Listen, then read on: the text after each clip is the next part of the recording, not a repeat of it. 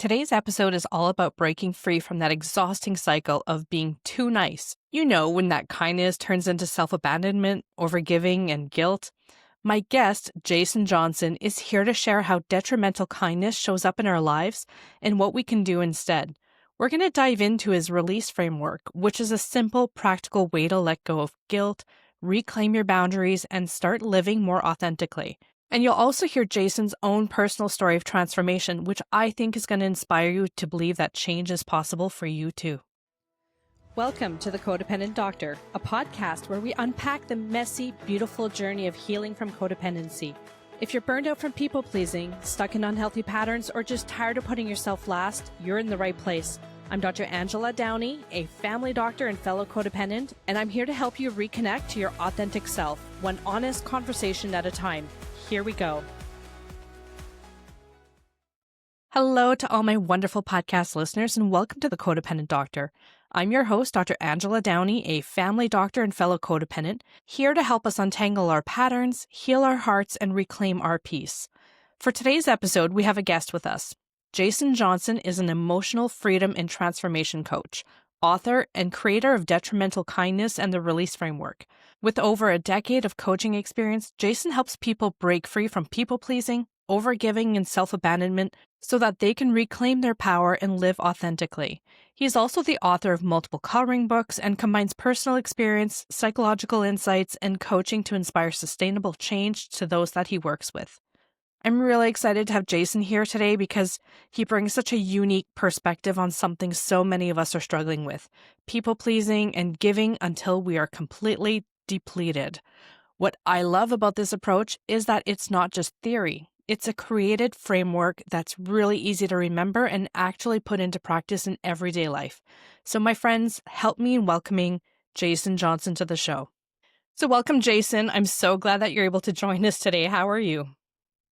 I'm doing well. Thank you so much for asking, and it's a Good. pleasure to be here. It's a pleasure to be in a space with individuals like yourself who just Mhm. have a space where we can come and have like an open conversation about different things, and especially about like our well-being. So, thank you for having me. Absolutely. I'm so glad that you're able to make it. And I really appreciate when people are able to come on the show and share some of their stories and are willing to be vulnerable with my audience. They're able to learn a lot when we open up a little bit.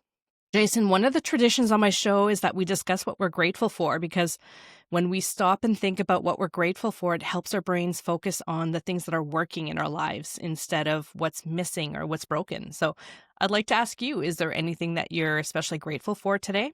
Yeah, what came to mind this morning was presence. I'm grateful for presence. I noticed that my mind at times can get a little jumpy. It jumps from one idea Mhm. to the next, which I know sometimes that's going to happen, right? I have things to do list or whatnot.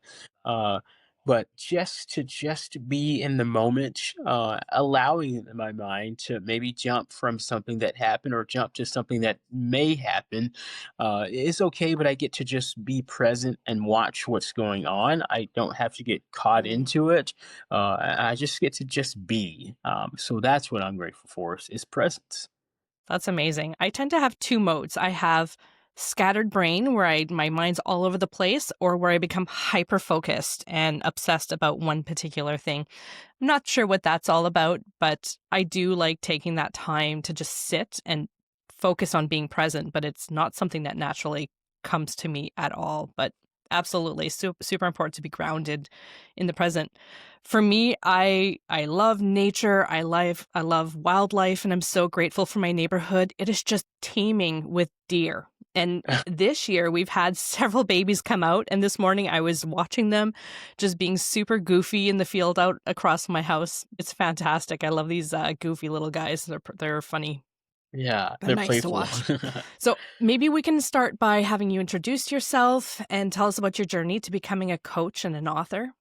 Sure. Yeah. I'm Jason Johnson, and I am the author of several coloring books.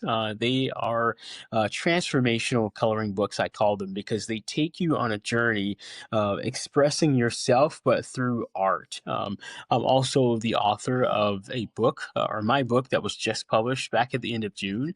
It is called Detrimental Kindness: How Not to Lose Yourself while helping others. It has been quite the experience, not only writing the book, but connecting with people about this very, very important topic. So, as far as like my coaching experience, I started off as a fitness coach, helping people hit their health goals, whether it was losing weight or working on improving like their health conditions, like maybe high blood sugar or high blood pressure, that type of thing. And then Mhm. I started to notice like more patterns beyond just the physical. We are more than just the physical. So I noticed that things Mhm. kept popping up. So I began to kind of expand and work with individuals who maybe did not have a physical goal that they wanted to accomplish. Maybe it was something else, like having boundaries in their relationships, or just having peace of mind. So that's how I kind of, I guess you'd say, I don't know, maybe morphed into becoming like a life coach, or I say Mhm. transformational coach, really helping individuals take their life into their own hands, and get to a place where they are just simply okay with who they are and what they're up to. Yeah, there is a connection between how we eat and how we take care of ourselves on a daily basis and how our mental health is doing. So sometimes if things aren't going well in our minds, we are codependent, we're not able to set boundaries, then we end up eating to kind of cope with some of those feelings that we just don't know how to fix. So it really is all interrelated. Yeah, it definitely is. And I always tell clients, if I leave them with no other piece of advice, is that we're not going to be perfect at it either. I still have moments where I notice where I'm like stressed or having to run, and there is still that tendency or default to want to grab something or do some other type of Mhm. process. But I'm able to catch it now, and that's why I said I'm grateful for presence, because it reminds me when that panic mode kicks in, that okay, I just need to take a quick moment. Sometimes it's like just a minute. One of my favorite things to do is to practice box breathing, which is breathing in for 4 minutes. Mm, Yep, you hold it for 4 seconds. yeah. You breathe out for 4 seconds, and then you actually hold it out for 4 seconds as well. And my mind still is Right. kind of a little bit jumpy there as well, but it brings me back to like, okay, I am here, and I am present. So yeah, it's totally connected. We're not going to be perfect at it, but it's about making progress. So your book is called Detrimental Kindness, and this is kind of a phrase that you've coined for yourself. So can you break that down? What does that look like in everyday life and why this is particularly important for codependence? Yeah, I love that question. Thanks for asking. So detrimental kindness, and it sounds like I don't know, maybe an oxymoron. Like people have kind of raised their eyebrows, like, "Wait, what? How Mhm. can kindness be bad or be Yeah. detrimental?" And it came from personal experience, just naturally being the type of individual that likes to give, that loves helping others. But I had realized over a period of time that my kindness became detrimental, meaning that I was actually damaging myself in different ways. The number one sign that I saw was that I was resentful. And so it didn't mean that I Mm, wasn't giving out of the kindness of my heart, but in that giving, I was leaving myself out, or I was leaving myself in a position to be resentful, to be frustrated, or to even hide as well. That is why I say that it's detrimental, because the other person is on the receiving end, but the giver is actually being left out, or the giver is being not necessarily hurt, but shortchanged in some type of way. So that's where the phrase detrimental kindness came from. And it's important, I would say, for codependence, because there is a tendency with codependents to feel that their worth or their value is tied to what you can do for others mhm. or for being needed. And I noticed that pattern in myself. Like I would go into different situations or events, and before like even engaging with anyone, my thought was, okay, what can I do? I have to be doing something to show that I like am wanted here. And it's not to judge anyone or say that we're wrong or bad for that. I know that it's programming. It's how we were trained, some of us as individuals, to be that way. Mhm. Or maybe something happened and we adopted that belief that I have to be doing something in order to be valuable to someone.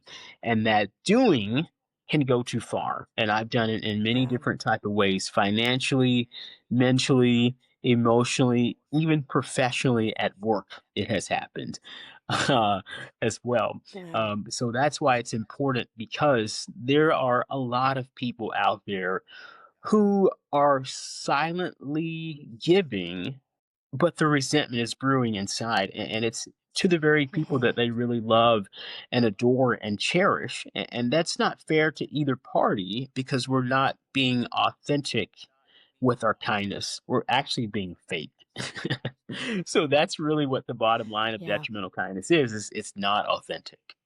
We get used to saying like yes all the time and doing things. And even though we become resentful of people, trying to shift that is really hard. And we feel guilty even for saying no to someone. So, Mhm. what are some of the signs that kindness has crossed over into self abandonment? Yeah, one of those I would say is resentment. I am also in addiction recovery, and one thing they taught us in that world is that resentment is the number one offender. I had no idea back then when I first learned it that it would actually come around again and apply to this topic. So I'd say that resentment is the number one sign. If you feel, that someone else is doing something wrong or bad just by them asking you, or after the fact, you're like, "Why did I say that?" They're really just taking advantage of me. I would say that that is going to be one of the number one signs that the kindness has gone too far. It can show up physically as well. Anything from a headache Yeah. to, um, you know, you looking at your bank account, not having as much as you had hoped because you had spent it somewhere where you knew that you were over giving. It can also show up in, I would say, more of a quiet way, and that's where you start to cancel out your hopes and your dreams. You do Mhm. not take on the career, or not you, but in general, we don't take on maybe the Mhm. career that we were hoping to go to because we were Yeah. maybe trying to please someone else, or we thought that we would be judged or shamed for doing that. So I would say that's a number two sign, is canceling out what you actually want and what's important for us. That is the number two sign. And then the number three sign that I would say when it comes to detrimental kindness is keeping the peace, avoiding conflict. I would say that that's could be a bigger sign also, of knowing that the kindness is going too far, because you know what your limits are, right? But we don't voice them. We don't share what those are with other people.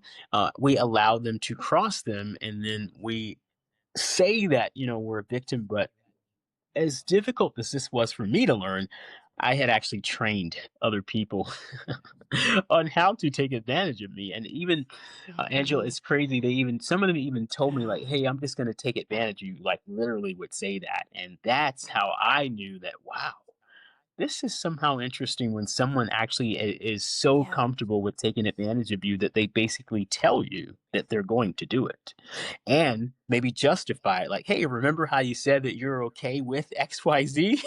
And you're thinking, Mhm. "Actually, no, I'm not." So yeah, that's Yeah. a sign that it's gone too far, is there's that one thing on the outside, but the inner experience is something completely different. I definitely remember being resentful of people. And they kept asking me, and I kept saying yes. And it was hard for me to recognize that I was allowing this to happen. And nobody can walk all over me unless I let them. Yeah. So it was hard for me to recognize the role that I was playing in all of this. And so it's tough to start saying no to these people, and you feel horrible and you don't know where you stand anymore because you're that person who does everything for people. So what happens when you start saying no and you're not that person anymore? So how do you deal with that guilt and that Yeah, shift? Guilt. Yeah, that is a shift, and I notice it with myself and also with people that I've worked with, that the moment you say, or start saying no, or even giving yourself time, even before you say no. See, one of my tools is to give myself a little bit of time when someone asks me for something. Mm, I'll say, "Hey, let me think on that, and then I'll get back to you." And at first, like literally, my hands were shaking. Like, okay, this is not going to go too well. But getting that gap, or even saying no, it is, I would say, a natural response because we're breaking the pattern. What I learned in school, I studied psychology, is there are pathways in the brain that have been built over time from this habit, the habitual saying yes. So once we break it, the brain is like, what's going on here? How come we're saying no all of a sudden? It doesn't think that or know that, but the response, the mhm. internal nervous system And it can response, be really scary. it It can can be be scary to scary, say no. paralyzing to some people. Yeah, they literally like Yeah. freeze and don't know what to do. So I Mhm, would say number one, to have patience with ourselves. mm. It's not going to be an overnight matter. Those what is the phrase? Neuroplasticity. There it is. It Yeah. takes time to form those new Mhm. pathways. The brain needs more repetition in order to get used to the no.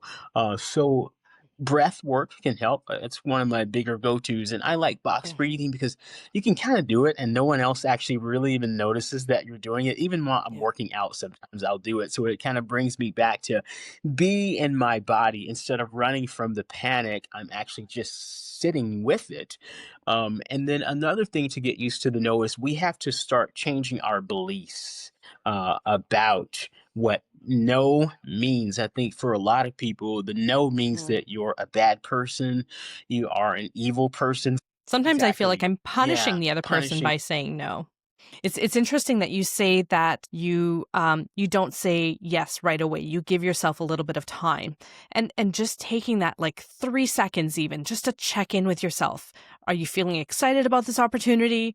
Are you dreading it a little bit, and paying attention to those cues that your body is giving you so that you can respond with how you actually feel. And sometimes that just means telling someone, "Thank you for thinking of me. Give me some time to think about that," or letting a phone call go to voicemail, not answering those text messages right away. And just to kind of create some space between when you have to say yes or no to really check in with yourself and see if this is something you want to do. Yeah, 100%. Because when that yes or that answer, whatever it is, comes too soon for some people, they immediately regret it. And that is no way to live, really, because it's not fair to ourselves.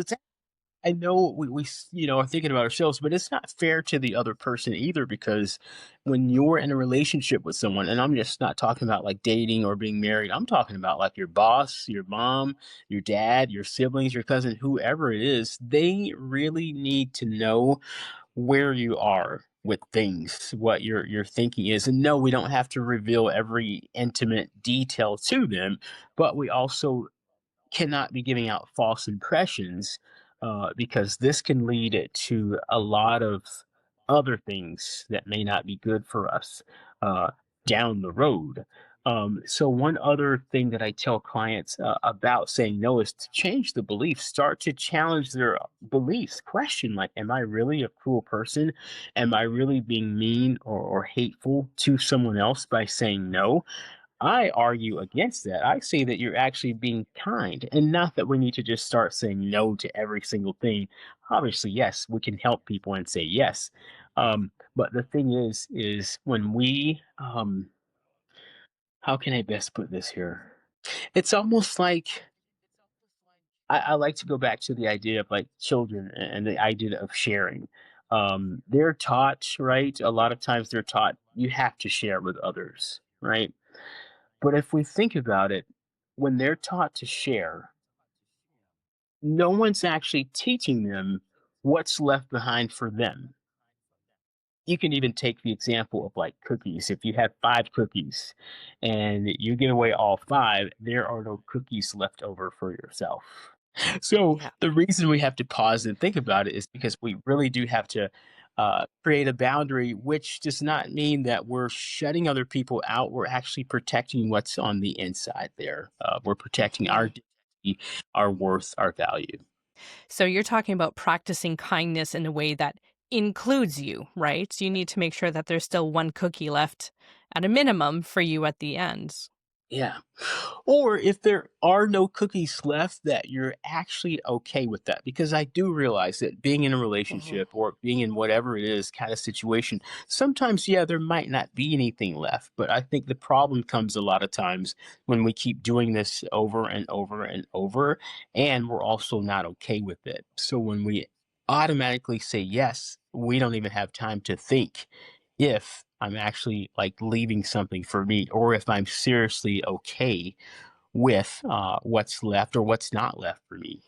How do you address feeling selfish for when you try to back out of these people pleasing tendencies and starting to say no? Growing up, it was kind of taught and ingrained in me that I would be selfless and I would give myself to like help other people and be there for other people. So sometimes it feels really selfish if I'm not saying yes to them. Yeah, yeah.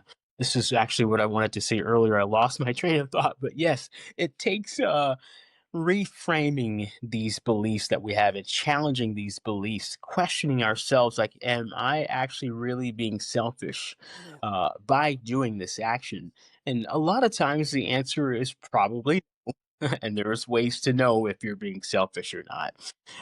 So it really comes down to, as I was saying earlier, what we're actually okay with. Uh, if we're okay with being left, kind of in the red, we say, then that is actually okay. If we know how to recuperate, if we know how to move on or transition from that, then that's totally fine. But it really takes challenging these beliefs.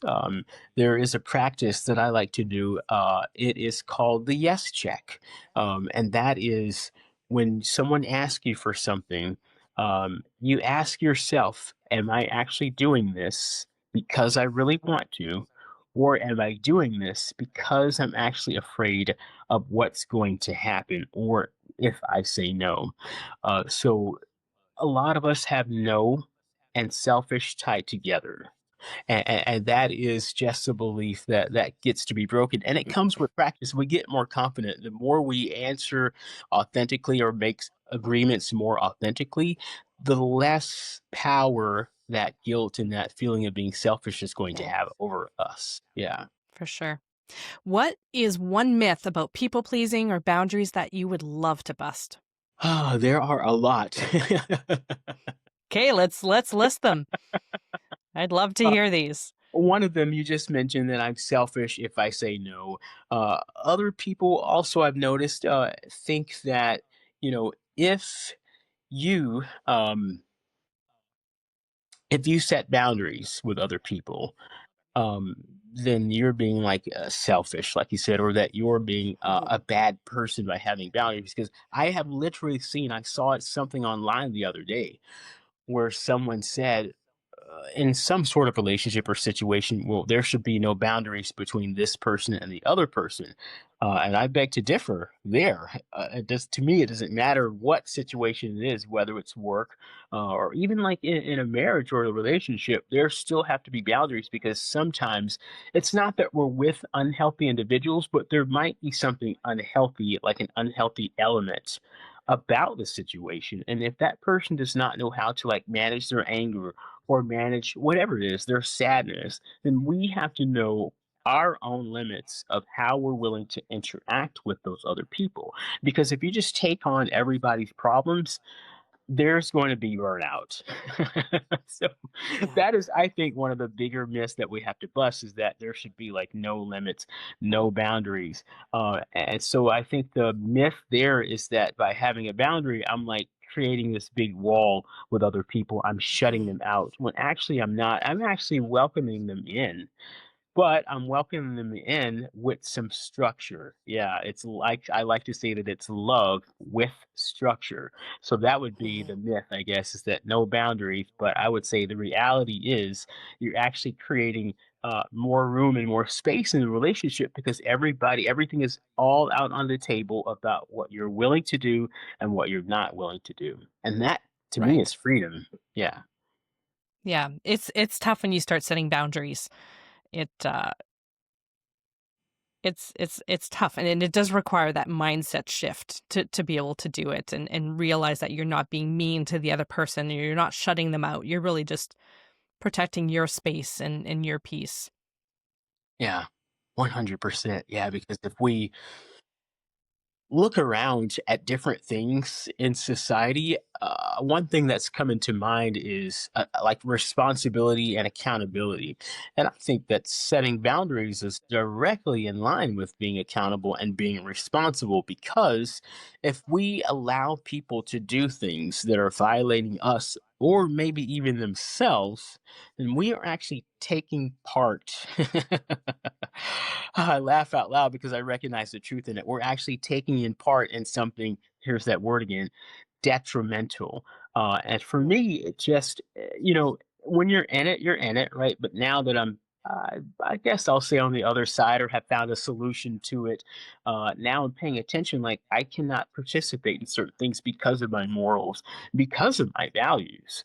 So Mhm. it's really about having a gut check with yourself too about it. Yes. Yeah. Yeah, my gut talks loud and clear. Every time something feels off, my gut lets me know right away. And for Yeah. years I ignored it, but now I'm getting better at paying attention to it. Yeah. So you've created the release framework. Can you walk us through what that is? Absolutely. Yeah. And to put it like in a nutshell, to make it short, it is the way, as we've kind of been talking about, to go from being that overgiver, from being in detrimental kindness to getting to the point where you are actually being filled up by your kindness, by your giving. The giving is coming from a place of overflow. So it's pretty simple. It is number one to recognize the patterns. And that's what the book breaks down is how to recognize these patterns. I'll give you a quick little snapshot of the three faces of detrimental kindness, and they're mentioned in the book. One of the faces of detrimental kindness, the pattern is the accommodator. The accommodator likes to make sure that everybody is okay and that everybody is good all the time. They may not even worry about themselves before they make sure that everybody else is accommodated and taken care of. They're a little bit more Mhm. focal, I would say, than the other patterns that we've seen with detrimental kindness because they will let you know that they want to make sure that you're okay. The other one is the rescuer. They will take on your problems without even second guessing it. If you are Yeah. short on money, they're coming to the rescue. If you are short on time, you didn't plan out your time, they're going to come and see how they can help you or even make excuses for you as well. So they come to the Mhm. rescue. It is hard for a rescuer to just simply sit and watch other people experience the consequences of their actions. Yeah. It can show up in different ways. At work, we have bosses. I had a boss, this was years ago, who actually called out to work for me because I had done something that wouldn't allow me to come to work. So my boss had actually called the rest of the team and told them that I wasn't coming. So I think Hmm. about that now, how that was detrimental kindness as well, because the boss did not allow me to experience whatever consequence was coming for calling out to work when I knew that it really wasn't a legitimate reason to have called out. So there's the rescuer. Mhm. The last one I think gets overlooked a lot, and that is the peacekeeper. They are usually Mm. very, very, very quiet. They do not say a lot when it comes to like conflict. They'll just be like, "Oh yeah, whatever." Even like going out to eat, they don't want any conflict about even where we're going to eat, whether it's Mexican or Japanese. Oh, whatever you say is Yeah. what they'll do, just so that there's no argument about it. So it's so quiet that you wouldn't even notice. It's kind of in a way passive is the closest word I can come to think of it, but there's definitely is like a default to allowing someone else to make the decision for you, and it's not necessarily a bad thing. Sometimes we're tired and from work or whatever, and we don't want to think, and it feels good to let someone else say, "Hey, you know what? let's go out to Japanese tonight, and maybe we'll pick a different place the next time. So those Mhm. are the three faces of detrimental kindness: is recognizing that pattern. Usually, most people fit into one or all. I've seen that of Mhm. those three phases. All right. So the next phase is to release the guilt. We've talked about that a little bit, but there's a process that we go through of reframing the beliefs that we have about, oh, what did I just do? Why did I just say no when I'm so used to saying yes? So it's about releasing the guilt. And then number three, it's about reclaiming our voice. And that just simply means that we are now able to speak up and also use our voice. I always say that you can speak up but still not use your voice. So sometimes we get loud or raise our voice, but we're still actually not sharing the truth of our Yeah. experience. I have been there many, many times where I'm just shouting, Yeah. which I don't do anymore. Oh goodness, I've come a long way. I don't believe in raising voices or anything like that anymore. I think that we should be civil and let's have a conversation. But I Mhm. have been there where I have kind of raised my voice or tried to get someone else to see my voice by using these different strategies or techniques. So there's sometimes silence. I want people to understand that sometimes being silent and not being the one to like argue with someone else, that may actually Mhm. speak a little bit louder than you're yelling and you're shouting and these long text messages, to other people to try and make them, or emails to get them to understand. Sometimes it's just a quiet stillness, and that stillness will allow space for people to recognize that you're not coming from a place of wanting to fight. You're not wanting to defend yourself. You're just simply Mhm. allowing time so that you can really work through the situation. So that's what, yeah, Reclaim the Voice is all about. Mhm. So you talked about shouting and yelling, but not actually communicating anything. Can you Yep. talk about that a little bit more? Yes, 100%.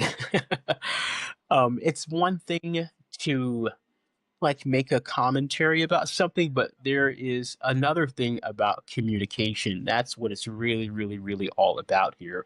And when we raise our voice, naturally the other person may be on the defense a little bit, or they Mhm. may run. Some people are not going to engage in the yelling and the screaming. They are going to exit the situation. They are going to avoid it. I think it was, oh, what's his name? John Bowlby, I think was his name, who came up with the four attachment styles. So basically, Mhm. what someone has learned is during conflict or whatever situation it is, to either run towards the situation or maybe run from the situation, or Mhm. stay in the situation, but be able to articulate what your limits and values are in the situation. So, the difference, for example, I could maybe let's say, there's a situation in a marriage where it's a lot of times it's the husband leaving like clothes out on the floor. I've been guilty of that before. That's why I can say that example, because I just come in and like, okay, I got to change, I got to run to go play games or whatever. Yeah, whatever it is.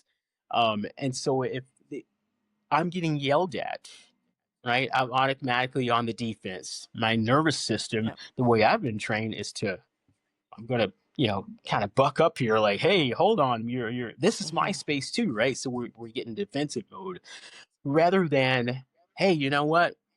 It's just a little bit uncomfortable for me when there are things around the place. Is there a way that we can work on maybe having things organized, or maybe just not having them like Mhm. here where it's the common area? So there is a difference, right? We're actually communicating what our experience is, and people actually listen to us more and respect us more when we actually say like, "Hey, this is my experience," because what no one can ever do. Really, they can try to, but they cannot invalidate your experience. We know what's going on within ourselves. Other people don't. They may try to guess, and we may say that someone's our soulmate and our life partner, but even they don't always know what's going on with us. And when we make these assumptions, and then when we try to say, well, how come you didn't know XYZ? How could you not know that? It hadn't been shared, but it hadn't been communicated with them. And again, it's not fair to them either if we don't share that with them, because they're left in a place of not just not knowing. And so they may try something like a strategy or whatever, or a solution that's Mhm. actually not fitting for the situation. Yeah. We moved about a year ago, and so we had all these boxes piled up. And for me, I was like, I don't really want to deal with this just now. I've got all these things on the go. I'm just going to leave these boxes here." And it wasn't until my partner said, "This is stressful for me to Yeah. see all these boxes, and Mhm. it's causing me to feel not very good." And Yeah. at that point I thought, "Okay, now we need to deal with these boxes because I don't want anybody feeling bad." But we're all different, and it wasn't until it was explained to me how it made the other person feel that I truly understood that, you know, although I might be able to leave the mess behind, I I can help in making life better for someone else. Yeah, that's what it's all about. And sometimes it's about making it better for ourselves too. I've realized that sometimes I did not know that. Oh wow, that actually does feel pretty good. So Yeah. sometimes in that, that experience, you may realize that. Oh yeah, actually you're Yeah. right about whatever the situation may be. So that's why I say it's important, but it also just makes the relationship even more, I'd say, connected. Because you're not just there, you're actually being there with the other person, like they are in your world, you're in theirs, and Mhm. everyone can really, really not just get along, but co-create things together, co-create a home that feels good for everybody. Yeah, yeah, for sure. Um, my partner makes the bed all the time, and I've never been a bed maker, and, so, begrudgingly now I'm like, "Oh, I gotta make the bed every day," and, um, I wasn't happy about it, but now I'm like, "You know what? It actually Yeah, kinda makes me feel good," right? You walk into the room, everything looks lovely and presentable, and it makes me feel good, and I don't think I knew that I would feel that way, but in the beginning, and it was tough for me to get into that habit, and, yeah, just the other day, I was like, "Don't hold this against me," and, but I actually like the bed made, and yeah, and I've changed my mind, but, yeah. yeah, it's interesting. So let's get back to, like, guilt and overgiving. Sure. Those things often show up hand in hand, so how do you coach people to move through guilt without getting stuck in shame or defensiveness? Yeah. Well, the first thing to do when it comes to the guilt, right, is to recognize when it's coming up. I like doing inventories, right? One of Mhm, the biggest things that happened to me happened when we're recognizing my detrimental kindness. It happened to me on a Sunday night at 2 a.m. I was just exhausted. Now I normally reflect. Are my reflection days. I think about what happened, what I did good the last week, maybe what didn't go so well, and how can maybe even do better or improve, or what I need to take mhm, care of for the coming week ahead. And in that reflection, in that inventory, I realized those moments where I actually did not save enough time for taking care of projects that I wanted to take care of, because every time we saying yes, we're gonna say no to something for ourselves in some we sort of say way. no to So ourselves. yeah, yeah. So Mhm, there's almost like no way to really avoid that, but paying attention to the pattern of it is the first thing that we do. So we do an inventory, right, in the coaching, to see where we're actually having that guilt come up. Where is the overgiving showing up? Sometimes we can actually look and see what was happening right before that event as well, because sometimes we're caught off guard, especially like at 2 a.m. You're tired. You just are not thinking too well when you're tired. So mm, it's natural, right? Some people, that's when they get really, really caught in the detrimental kindness. You're just exhausted. And to just, the easiest thing to do is say, yes, leave me alone, go away. And then later you're like, now, why did I do that? So yeah, it's important to just recognize that pattern first. And it's just about creating awareness. I tell clients, you are not wrong. You are not bad. We're not placing any type of judgment at all for any decision that you make, whether it is yes or no. This is your life, right? But we're making sure that mhm, the life that you say you want to have is the life that you're actually having. So if it's not, then what we need to do is start looking at these patterns and start making a new choice about those patterns. It really, really comes down to our identity. And I would say that it's not that we need to change who we are, we need to change what we believe about who we are, is well the real mhm, comes from. You see clients to start, or I've seen clients like peel back the layer they some of them look physically different once they start making these changes. It's just Mhm. incredible. That's why I say transformational coaching, because it's the same individual, but they've peeled back some of the layers, these masks Yeah. and these faces of detrimental kindness that they're wearing, and then like this glow comes about. Even and to brag about me a little bit, I'll show you maybe later in one of my before and after pictures. It's just a night and day difference of how I looked with Yeah. detrimental. Yeah, you probably saw that commercial growing up, like, "This is your I brain think drugs." yeah. I think I saw it. It's on Instagram, right? Your It is before and Instagram, after? yeah. Yeah, I'm gonna Yeah. make that a Mhm. caption like, "This is me." I should not say other people. "This is me on detrimental kindness," and Yeah. then there's, like, the after shot. Well, so you see the Yeah. layers start to peel back, and that's Yeah. where you really see that transformation is when people start to bring out the kindness, the authentic kindness that has been hidden. I always tell clients, it is our nature to be kindness, but just like we have things like, the Ten Commandments or whatever they are. It shows up in different, even workplaces have like a list of like code of conduct or whatever. To me, it's just natural to have those things because the natural tendency is there, right? But it's giving us a guideline on what to do with that natural tendency. So when it comes to kindness, right, these boundaries are telling us what to do with that tendency. It's not actually telling us who not to be, it's telling us who to be. Is your framework able to help with perfectionism? 100% because Yeah. perfectionism, if you ask me, is really about control. But I have one of my famous lines, I probably say it a little bit too much, is that your need to be perfect and your need to be in control is actually controlling you rather than you being in control. And Yeah. that was said to me actually first. So that's where I get that from. So, yes, because it's that detrimental kindness is not necessarily about how you're going to look to other people, it is about how you look to yourself as well, right? Mhm. How we view ourselves. So sometimes that detrimental kindness has nothing to do with like our mom or dad, sisters, brothers, or boss. It has to do with me. Even if you look at, like I said, those before and after photos, it was me not saying no to myself when I know that I've eaten like the fifth pint of ice cream after I said that I wasn't. I keep caving in, right? Even after I tell myself this is it, yada yada. And that's just one of my classic examples. There are many different examples of perfectionism where it's actually the same thing. It is that at the end of the day, instead of authentically being present, right, with ourselves or with other people, we are trying to perform and create like this narrative or this image or this appearance that things have to be a certain way in order for them to be acceptable. We are perfect just as we are. There is really no need Mhm. to, there is, to me, if you ask me, it's kind of two different things. There's really no such thing as perfect, but then there is perfect imperfection. Mhm. If that makes sense to our audience, right? So it's Yeah. beautiful just as it is. We all have maybe things that we are great at and things that we are not so great at, but that's actually makes us like who we are, and it's perfectly okay. So with perfectionism, you're saying that it's about control. So can you explain how that works?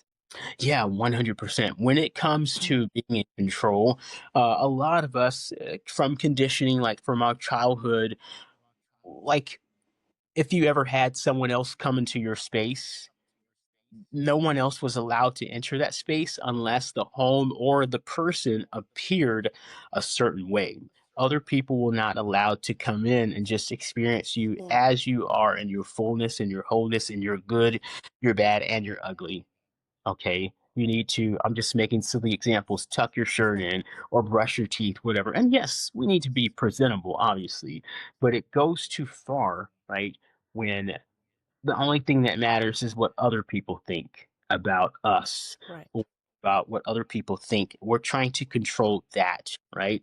We're worried, oh, they're going to think that we're a messy family, or they're going to think that I'm, you know, an alcoholic, or they're going to think that I'm a food addict. And that is actually the order of the day instead of just authentically connecting with other people. So that's where the perfectionism comes, is you're trying to control how other people perceive you. And that's actually manipulation. I really hope the audience Mhm. got that. That it is actually Yeah. manipulation. You're trying to really focus and control how someone else perceives you. It's their mind, it is their perception. You can preach to them all day long about how valuable you are and how wonderful you are, and how, for me, it used I'm a really good catch. Yeah. Ah. Yeah. But they're gonna make up their own They're gonna mind. make up their own mind anyway. Mhm. For sure, Yep. for sure. Yeah. So you shared that you've personally struggled with overgiving. I heard addiction in there at some point and Yeah. self-sabotage. So what was your turning point, and what's one thing that you wish you had known earlier in your healing journey, if you feel comfortable talking about that? Absolutely, and I talked about it in the book. Actually, is I had been asked by a really good friend of mine to help move their apartment. Before the friend could finish asking, I said yes. There was that automatic yes, sure, yes, no problem, absolutely, I can. I canceled my plans for the weekend. Yeah, this was supposed to Mm. happen over weekend, so I canceled all my plans. I had a couple reservations that cost money, and so I canceled the reservations knowing that I was not getting the money back for the reservations, because there's that Yeah. control again. I wanted to I maybe didn't know it at the time, but looking back, what it was is I wanted to be that good friend, that friend that did not say no, like, "Oh, well, maybe no one else is gonna help them, so I have to be the one to help." So I carried boxes. I drove a U-Haul truck. We went up and down flights of stairs. I was exhausted by the time we finished moving.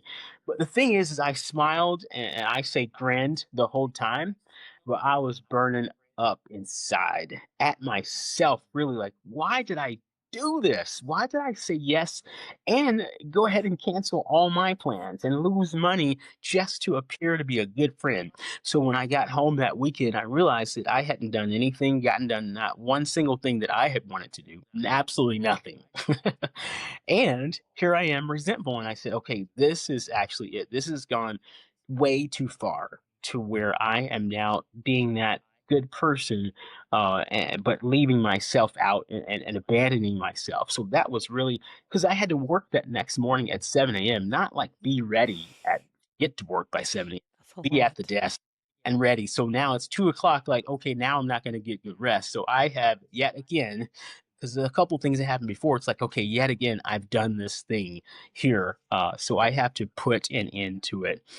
So that is what was like the turning. That was the turning point for me, really, even beyond the addiction, because like the addiction to the substances and the processes, like I had kind of overcame that, but I didn't look deeper actually at this particular thing, my need to make others happy, or my own need to kind of put myself as this person or this guy who was always nice and who never disappointed other people. So that was the tipping point for me. I just knew after that, like, okay, this is just, it's too in my face. Yeah. Yeah, to not deal with it. And at that point, you knew you needed to make a change. Oh, 100%, because Yeah. this was a really dear friend of mine, and we're still dear friends, just for the record.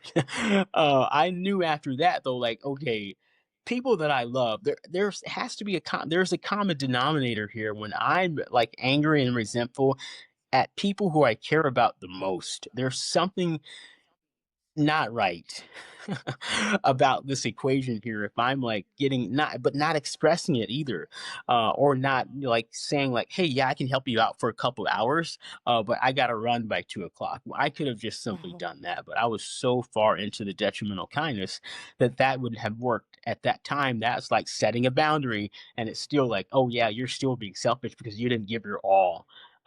So yeah, that's how I knew. And this isn't your friend's fault, right? Like you're resentful, you're super angry at the Yeah. situation all day, but it's not your friend's fault. And he probably doesn't even know that all this is going on in your mind at the time. Right. Yeah. It was all smiles. Oh, hey, man, this is awesome. People ask, hey, is everything okay? Oh, yes, absolutely, which is a form of Mhm. lying. Yeah. That also, and I just got tired of that. Like, it is, I was thinking about this. I think it was either last night or the night before, about how exhausting detrimental kindness and people pleasing can be, because it takes a lot of energy, it takes a lot of effort and resources as well to hide your true feelings. It can really, really drain you to the point where you don't even know. You look in the mirror and, like, I looked in the mirror and I was like, who is this guy? I'm actually becoming the monster now, because it's not other people that are the monsters really taking advantage. It's me being the monster by acting like I'm just so, happy and joyful, but really Yeah. I'm ready inside, angry. Yeah. So, for someone who's listening right now who feels trapped in people pleasing and can't imagine any other way of living, what would you say is the first step to encourage them? Well, I will say my book is an awesome place to start. Detrimental Kindness. Just reading through that Hmm. book, not only my story, because I love relating with people, but it's literally, like I say, like a playbook or a framework for overcoming detrimental kindness and people pleasing.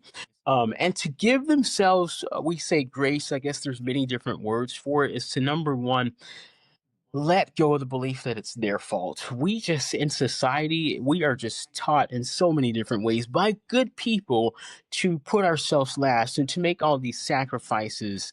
And it's just programming. But to realize that we can unprogram, we can unlearn these things. I would say that is the first place to start, right? Because a lot of us come Hmm. in, I came in, right, to this thing beating myself up like, oh, I'm not going to say any names, but you can imagine what names I would have said to myself about my people pleasing. So it's about letting go of that and actually realizing that a lot of times there is probably a little boy or a little girl inside that was trained to be that way, but we can untrain as well, just easily as we trained.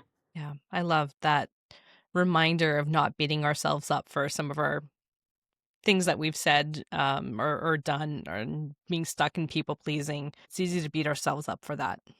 Yeah, it is. I tell clients all. Not that there's a literal baseball bat, but I asked them, like, "Are you picking the baseball bat up again and beating yourself up with it Mm, again?" yeah, And they're like, "Yeah." I was like, "All right, yeah. well, you got a choice. You can keep batting, or you can just put the baseball bat down." Uh, yeah, And figure out how to move past this. exactly. Jason, where can people find you? Yeah, so the best place to find me is on Instagram. My Mhm. handle, which I'm sure we'll share in the notes there, but it's Coach Yeah. Jason Johnson. There are right now no other Coach Jason Johnsons on Instagram. I am the only one, so my face should appear there. But that's where I connect people. There's links to, like, a free training that I give about detrimental kindness. There is the link also there to buy the book. My I guess mission is to post as much things as I can as well. So there are lots of different educational posts. I pin some of them where people can read or watch, like, the reel or the video, and learn a little bit more about detrimental kindness or about what I do.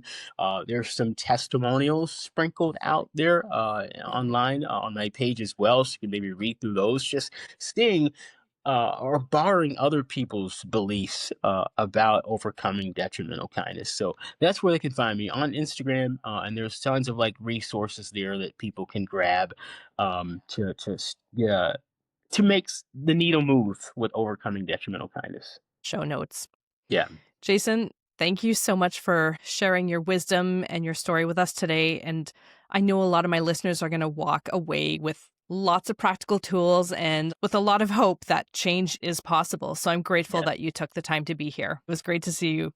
yeah. And thanks for spending time with us today. If this episode resonated with you, feel free to share it with a friend or anyone who could use a little encouragement. The more these conversations spread, the more people that we can reach together. And if you'd like to stay connected, make sure that you follow me.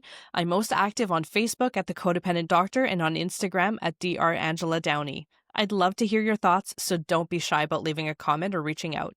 I wish you all a great week as you learn to foster a better relationship with the most important person in your life, yourself. I'm going to see you here again in another 2 weeks with another episode of The Codependent Doctor. Take care for now. You've got this. Thanks for spending time with me today. I hope something in this episode resonated with you. If it did, hit follow, subscribe, or share it with someone who needs to hear it today. The Codependent Doctor is not medical advice and doesn't replace speaking to your healthcare provider. If you're in a crisis, please go to the nearest ER or call 911 or reach out to your local mental health helpline. I'll be back here next week with more support, stories, and strategies because we're healing together.